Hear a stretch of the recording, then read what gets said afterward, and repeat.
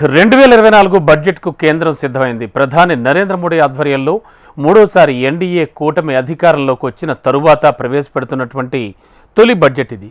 సాధారణంగా వార్షిక బడ్జెట్ను ఫిబ్రవరి 1న ప్రవేశపెడుతూ ఉంటారు. ఈసారి కూడా ఫిబ్రవరి 1న బడ్జెట్ ప్రవేశపెట్టినా అది కేవలం తొలి త్రైమాసికానికి సంబంధించి మాత్రమే కేటాయించారు. అందుకు కారణం దేశంలో సార్వత్రిక ఎన్నికలు రావడమే. ఇప్పుడు ఎన్నికలు ముగిసిపోయి కొత్త ప్రభుత్వం ఏర్పడింది. దీంతో జూలై 23న ప్రవేశపెట్టే బడ్జెట్పై వేతన జీవుల్లోనూ పన్ను చెల్లింపుదారులు గంపెడాసులు పెట్టుకున్నారు. ప్రధానంగా ఆదాయపు పన్ను పరిమితులు మినహాయింపులపైనే ఇప్పుడు అందరి దృష్టి నెలకొంది.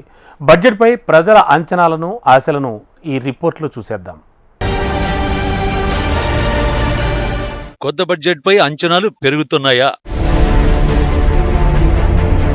ప్రాథమిక పన్ను పరిమితిని కేంద్రం పెంచుతుందా? సామాన్యులకు ఎలాంటి పన్ను ఊరట ఉంటుంది? 2024-25 బడ్జెట్ను భారత ప్రభుత్వం జూలై 23న ప్రకటించనుంది. దేశంలో 9,37,00,000 మందికి పైగా పన్ను చెల్లింపుదారులు ఈ బడ్జెట్పై ఆశగా ఎదురుచూస్తున్నారు. రానున్న బడ్జెట్లో పన్ను మినహాయింపు లేదా ప్రోత్సాహకాలను ట్యాక్స్ పేయర్లు ఆశిస్తున్నారు. అయితే ఈసారి ప్రవేశపెట్టే బడ్జెట్ చాలా ప్రత్యేకమైనది. సాధారణంగా భారతదేశంలో వార్షిక బడ్జెట్ను ఏటా ఫిబ్రవరి 1న కేంద్ర ప్రభుత్వం ప్రవేశపెడుతుంది. కానీ ఈసారి మాత్రం కాస్త భిన్నమైన పరిస్థితులు నెలకొన్నాయి. ఈ ఏడాది ఫిబ్రవరిలో నరేంద్ర మోడీ ప్రభుత్వం మధ్యంతర బడ్జెట్ను ప్రవేశపెట్టింది. 2024-25 ఆర్థిక సంవత్సరంలో తొలి త్రైమాసికానికి మాత్రమే మధ్యంతర బడ్జెట్లో నిధులను కేటాయించింది. ఎందుకంటే ఏప్రిల్ 19 నుంచి జూన్ 1 వరకు భారత సార్వత్రిక ఎన్నికలు జరిగాయి. ప్రస్తుతం ఎన్నికలు ముగిశాయి. ప్రధాని మోదీ ఆధ్వర్యంలో నేషనల్ డెమోక్రటిక్ అలయన్స్ మూడోసారి ప్రభుత్వాన్ని ఏర్పాటు చేసింది. 2024-25 ఆర్థిక సంవత్సరానికి సంబంధించిన పూర్తి బడ్జెట్ను కేంద్ర ఆర్థిక శాఖ మంత్రి నిర్మలా సీతారామన్ ప్రవేశపెట్టనున్నారు. భారత వార్షిక బడ్జెట్ను నిర్మలా సీతారామన్ ప్రవేశపెట్టడం ఇది 7వ. ఈసారి బడ్జెట్పై చాలా అంచనాలు ఉన్నాయి. బడ్జెట్లో ఎక్కువగా ఆదాయ పన్నుపైనే అంచనాలు పెట్టుకున్నారు. నిజానికి ఫిబ్రవరి 1న ప్రవేశపెట్టిన బడ్జెట్లో పన్నులను యథావిధిగా కొనసాగించారు. ట్యాక్సుల సవరణకు మధ్యంతర బడ్జెట్ సమయం కాదని అప్పట్లో సీతారామన్ వాదించారు. ఈసారి ఆదాయ పన్నులో మార్పులపై ట్యాక్స్ పేయర్లు దృష్టి సారించారు. 2024 బడ్జెట్లో ఇన్కమ్ ట్యాక్స్ డిమాండ్లు అంచనాలు భారీగా పెరిగాయి. భారతీయ పన్ను చెల్లింపుదారులు ఏం కోరుకుంటున్నారు? ఈ ప్రశ్నకు సమాధానం తెలుసుకోబోయే ముందు పన్నులను కేంద్ర ప్రభుత్వం ఎలా విధిస్తుందో అర్థం చేసుకునేందుకు ప్రయత్నిద్దాం. ప్రస్తుతం భారతదేశంలో 2 విధానాల్లో ఆదాయ పన్ను అమల్లో ఉంది. ఒకటి అధిక పన్ను రేట్లకు మినహాయింపులు అలాగే తగ్గింపులను కేంద్ర ప్రభుత్వం అందిస్తోంది. రెండోది తక్కువ పన్ను రేట్లకు మాత్రం తక్కువ మినహాయింపులు తగ్గింపులు ఉన్నాయి. 2020లో ఆర్థిక శాఖ మంత్రి నిర్మలా సీతారామన్ కొత్త ట్యాక్స్ విధానాన్ని తీసుకొచ్చారు. పన్ను చెల్లింపుదారులకు మరింత వెసులుబాటు కల్పించడమే లక్ష్యంగా పెట్టుకుంది. నిజానికి గతంలో పన్నులు తగ్గించేందుకు పొదుపును ప్రోత్సహించేవారు. అయితే దీనికి భిన్నంగా కోతలను విధించకుండా పన్ను రేట్లు తగ్గించింది. అంటే పన్నులను మరింత సరళీకృతం చేసిందన్నమాట. ఈ పథకానికి 2023 బడ్జెట్లో మరిన్ని సవరణలు చేశారు. దీన్ని మరింత సులువుగా అర్థం చేసుకుందాం. పాత పన్నులో వార్షిక ఆదాయం 5 లక్షల రూపాయల వరకు ఉన్న వ్యక్తులు పన్నులు చెల్లించకుండా మినహాయించారు. దీని ప్రకారం 5 లక్షలకు మించిన వారు 5% నుంచి 30% వరకు పన్నులు చెల్లించాల్సి ఉంటుంది. ఆదాయానికి తగినట్టుగా వివిధ మినహాయింపులు తగ్గింపులు ఇందులో ఉంటాయి.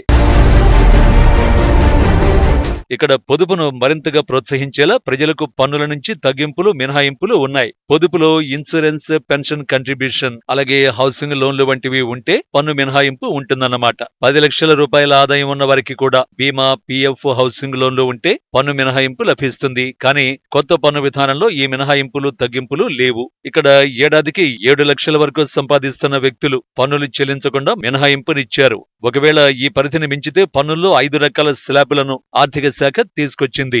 7 లక్షల రూపాయల ఆదాయాన్ని దాటితే 5 లక్షల నుంచే ట్యాక్స్ విధిస్తారు. అయితే పాత కొత్త పన్ను విధానాల్లో ప్రామాణికంగా తగ్గింపు 50,000 రూపాయలు. అంటే పెట్టుబడులకు ఎలాంటి రుజువులు లేకుండా పన్ను చెల్లింపుదారులకు ఈ 50,000 రూపాయలను తగ్గిస్తారన్నమాట.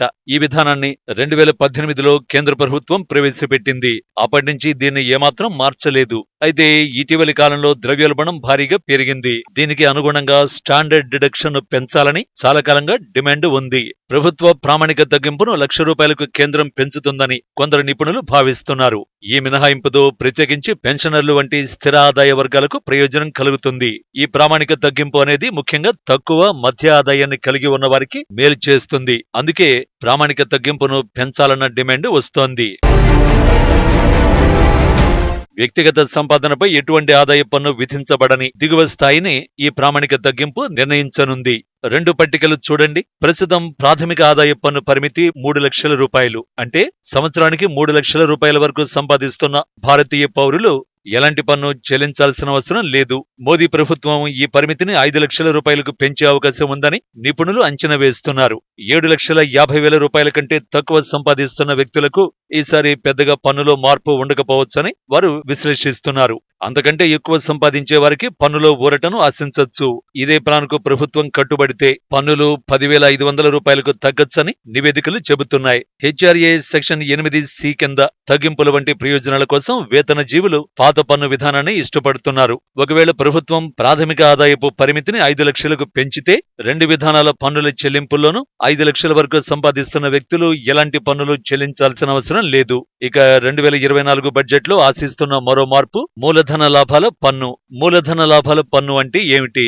ఒక వ్యక్తి ఒక ఆస్తిని విక్రయించినప్పుడు అతనికి వచ్చిన లాభంపై విధించే పన్నును మూలధన లాభాల పన్ను అంటారు. బంగారం, real estate, stocks, mutual funds వంటివి ఈ జాబితాలోకి వస్తాయి.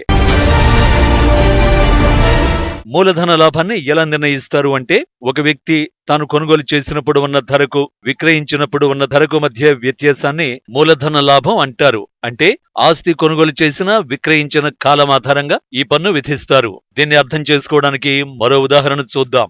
ఎవరైనా బంగారాన్ని కొనుగోలు చేశారని అనుకుందాం. దాన్ని 3 ఏళ్లలోపు విక్రయిస్తే వారికి వచ్చిన లాభాన్ని ఆదాయానికి జోడించబడుతుంది. అమ్మకుండా 3 ఏళ్ల కంటే ఎక్కువ కాలం పాటు బంగారాన్ని కలిగి ఉంటే లాభంపై 20% పన్ను విధించబడుతుంది. బంగారానికి ఇలా పన్ను విధిస్తారు. అయితే స్థిరాస్తి, హోల్డింగ్ వంటి అంశాల ఆధారంగా ఈ మూలధన లాభాల పన్ను రేటు మారుతూ ఉంటుంది. ఈ వైరుధ్యం పెట్టుబడిదారులో గందరగోళానికి కారణమైంది. సాధారణ పన్ను చెల్లింపుదారులకు ఇది గందరగోళంగా మారింది. ఈ నేపథ్యంలోనే బడ్జెట్ పై ఆశలు, అంచనాలు పెరుగుతున్నాయి. 2024 మధ్యంతర బడ్జెట్లో ఎలాంటి అంచనాలు లేకపోయినా ఈసారి మాత్రం ట్యాక్స్ పేయర్లు భారీగానే ఆశలు పెట్టుకున్నారు. ఇక గత ఏడాది భారత ఆర్థిక వృద్ధి అంచనాలను కూడా మించిపోయిందని నిపుణులు చెబుతున్నారు. కొత్త పన్నుల్లో మినహాయింపునిస్తే ఆర్థిక వృద్ధికి కూడా మేలు కలుగుతుందని విశ్లేషిస్తున్నారు. కొత్త పన్ను మినహాయింపు ప్రతి భారతీయునికి ఒకే విధమైన వృద్ధికి ఉత్ప్రేరకంగా పనిచేస్తుంది.